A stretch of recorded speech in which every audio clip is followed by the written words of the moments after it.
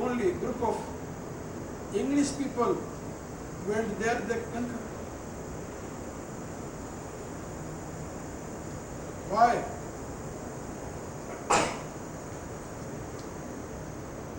Because divine people always try to live peacefully. They don't want to fight. Because they have no aggressive nature. When the great seer Brihaspati saw that his people are defeated by demonic people, then he taught them a very good philosophy. And name of philosophy is called Charvak philosophy or Lokayat philosophy. Old name is Lokayat. And after that, because that philosophy was a little bit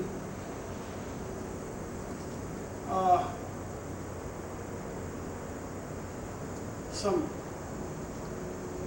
what's called spices,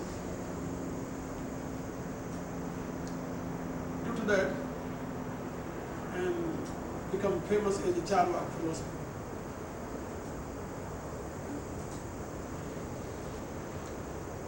And he gave name Lokayat. It means he told that every person should be aware about his own life. Life has two facets, not only one. Everybody has two facets. How to lead personal life and how to deal with society. The two facets.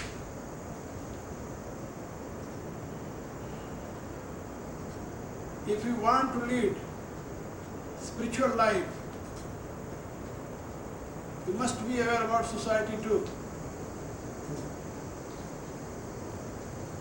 You are a very gentle person, there is no doubt. And gentleness will give you peace, there is no doubt. But if a cruel person attack on you, then what will you do? Every law is not applied in everywhere. Because deities were believer of one absolute consciousness. They were believing that one consciousness is residing in every person, every being. So really all are one. But their ideology was not practicable. In that society where many people were living. Because this very great question, who is sinner? Who is committing sin? Body or spirit? Body is only manifestation of energy, innate energy. So body can't do anything. Okay? Neither sin nor virtue. Maybe physical, maybe mental, maybe intellectual, all kinds of bodies are projection of energy.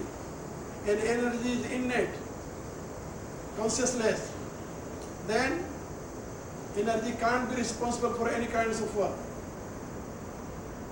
And spirit is one absolute and beyond three attributes. Then who will be responsible for your action? Nobody can be. No power can be. If you will think in this way, then who did mistake? Who did sin? How you will punish any person? Are you going to punish his body or his soul? That's a great question. Nobody can give answer. If you think that his soul did bad thing and you are cursing his body, then how you are doing fair? because doer is other and sufferer is other. So deities were living in this suspicious state. And he told that you are foolish people. Really, you are not, you are not wise people. You must try to understand how to live in society, in world. That is called lokayat mat. Lokayat means how to lead life in society. Lok means this world. How to lead worldly life. Be aware about it. If you will think soul is above than body, okay, you can't solve any problem. If you will think body is only innate, projection of innate energy, you can't solve any problem. He gave a very good philosophy. And his philosophy became base of our politics. This was philosophy of politics, whatever he gave. He was first politician. He gave great philosophy. And you will be surprised, his other brother was priest of demonic people, asuras. His other brother, because his father were three brothers, Bhrigu, Angira and Kavi. Okay?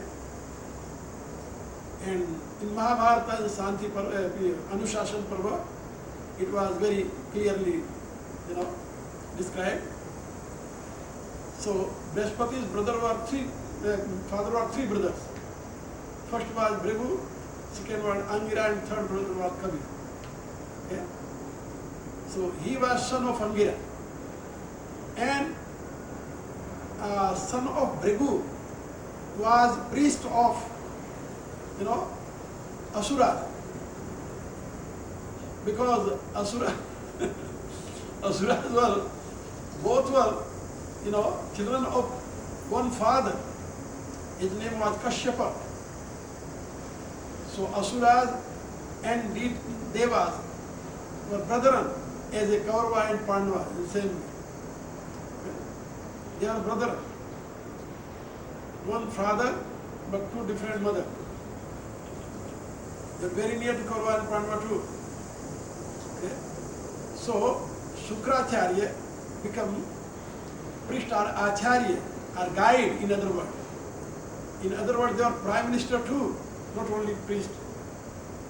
They were guide.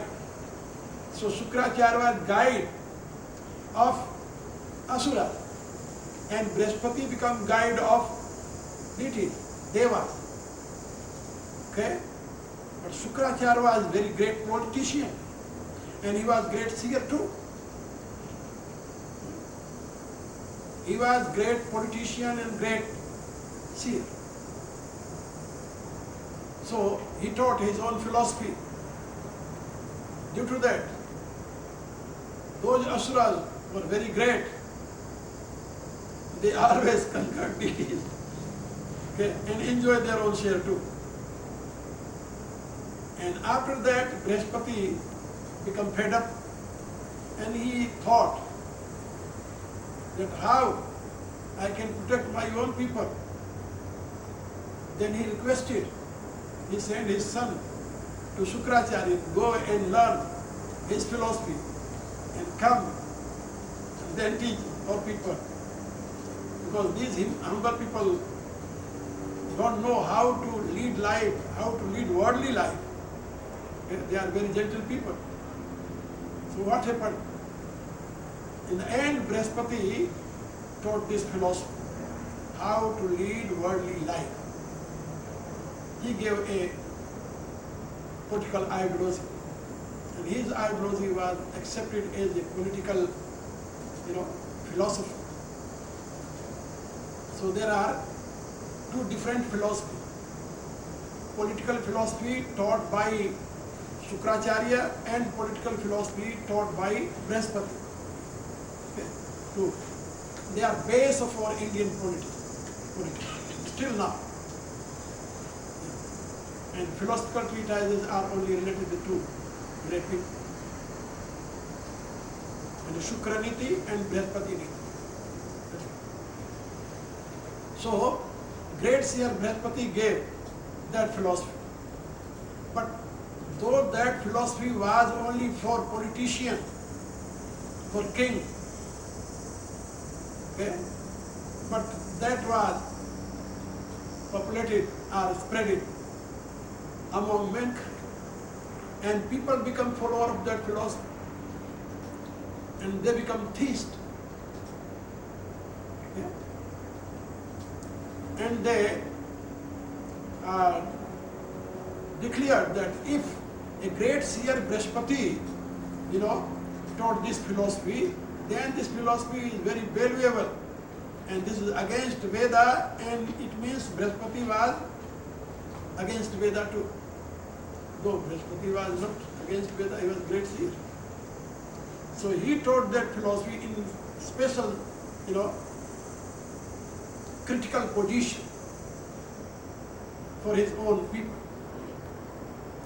So that was first theistic philosophy. And after that, there were some other philosophers. Buddha. Really, Buddha didn't give any philosophy. He was not philosopher. He was a yogi and reformer. He was a great person. There is no doubt. But his ideology was not understood by his own followers. Okay? Due to that, his followers become theistic people, and they become against Vedic ideology. And you will surprise, his all followers, disciples, great disciples who wrote philosophy on behalf of Buddha, they were all Brahmins. They all were Brahmins. And great learned men. They were not a, common men. Very learned men. But they wrote against Vedas. So they were Brahmin. Why they did it? Yeah. In that time, behalf of Vedas, priestly people were doing very heinous work, very filthy. And they were fed up from those priestly people. But priestly people had very great following. Due to that, they were helpless to do anything. Luckily, Buddha came. He was son of a king. Due to that, when he became very great yogi, and he became very famous person too. And those learned people become follower of Buddha, because he was follower of Sankhya system. Buddha was disciple of a Sankhya yogi. Okay? He spent 6 years when he left his kingdom. He went there, he spent 6 years and he studied all Sankhya system. And according to that, he started, practice. And he realized supreme consciousness. And he became one with that. And he declared that I am Buddha. Buddha was not his name. Buddha is a state of consciousness. Okay? In Sankhya philosophy. When a person becomes perfectly enlightened by supreme consciousness, he becomes Buddha. Buddha means master of buddhi. Okay? Master of intellect, in other words.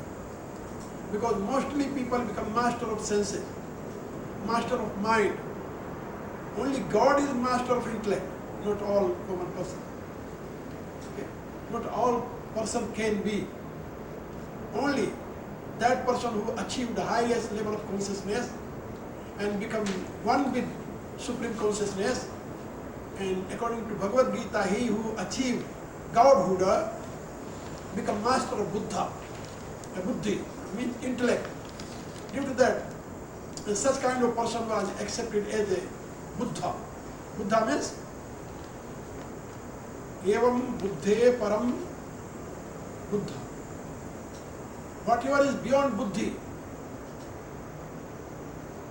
Okay? And he declared that now I am Buddha. He declared himself. Okay?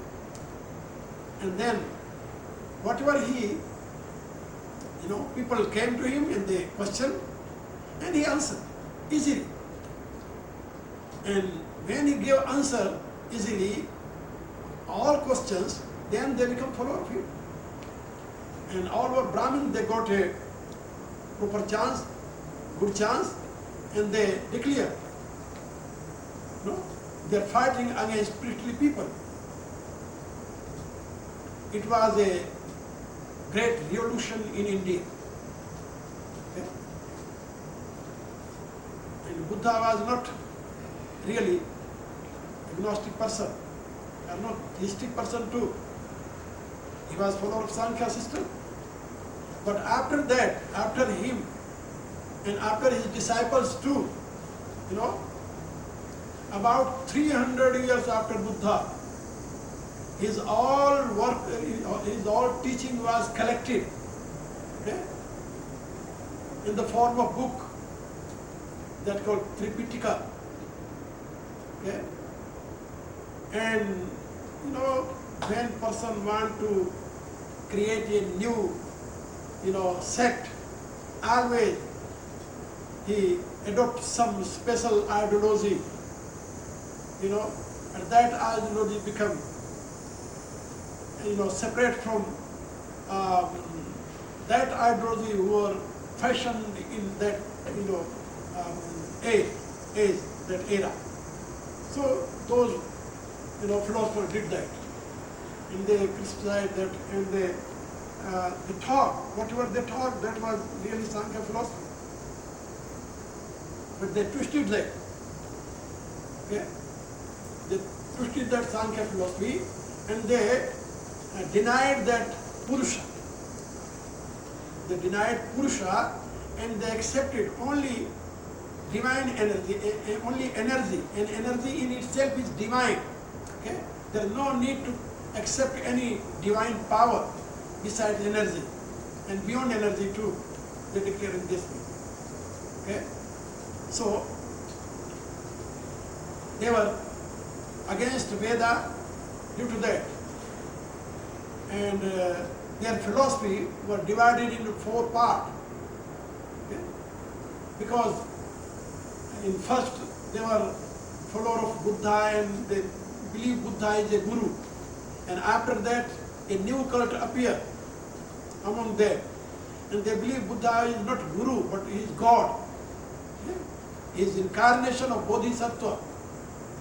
So, and those who were believing Buddha as a guru, they were accepted as a narrow-minded people. Okay? But those who declare Buddha is an incarnation of Bodhisattva, they were accepted as a broad-minded people. Okay? So there are Hinayana and Mahayana, 2 parts. Hinayana means narrow-minded people, and Mahayana means broad-minded people. Okay? So broad way and narrow way. It was there Hinayana and Mahayana. And after that Hinayana was divided in 2 parts. And Mahayana was divided in 2 parts too. Okay? So in this way, and Buddhist become divided in 4 parts, and they have separate 4 kind of philosophy. Okay? So 4 kind of theistic philosophy were Buddha philosophy, and one was Charivaka, Brihaspati philosophy, and one was Jaina philosophy. Okay? Jaina was non-believer too. So they were Jaina philosophy. There are 6 systems of philosophy, were called theistic philosophy. And 6 system philosophy were called atheistic philosophy. Because, though there are Mimamsa, Shastra, Mimamsa Shastra, that is Purva Mimamsa. And there was a great seer, Jaimini, writer of Purva Mimamsa. He was Karmavadi, he was believer of karmic theory, he was not believer of God. Okay? And in the same way, and Sankhya philosopher also, always teaches people that you are responsible for your downfall and for your upliftment too. If you want to, uplift your own self, then you can be free. If you believe that God will save me and God will do it, don't think in this way. God can't help you. God is only omnipresent power, omniscient power. He is all-pervasive power. He is neutral. He is asango ayam purusha. God is always neutral. In the light of divine power, only nature acts. And you become subject of nature. So if you want to be free, you can be free by your own effort. Okay? You don't think that God will make you free. Get out. Due to that, people told that these are also, non-believer too. So Sankhya, followers of Sankhya philosophy become non-believer. And Jaimini told your karma will give you happiness and pain. Pain and pleasure both are related with your karma. God can't help you. Due to that, he was accepted as a non-believer. Only those who believe, who told, you do something, God will help you, and people accept as a believer. But they can't declare that Sankhya philosopher and Mimamsa philosopher are theistic people. No. Why? Because they were giving example, they were quoting Veda. They told this is a Vedic ideology, this is not my own ideology. Okay? So according to our tradition, if you are saying anything and that is proved by Veda, then that is acceptable. If you are saying very good thing, but is not proved by Veda, then your teaching is not acceptable.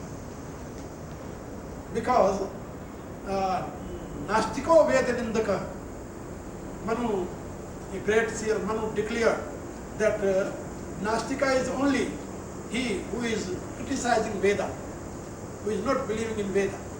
Okay? So my dear, there are two kinds of people, two kinds of philosophy, Vedic philosophy and non-Vedic philosophy, believer of Veda and non-believer of Veda. So among Vedic philosophy, Sankhya philosophy has first place. It's old age philosophy. And all philosophies are based on Sankhya philosophy. All philosophers, whatever they taught, that was based on Sankhya philosophy.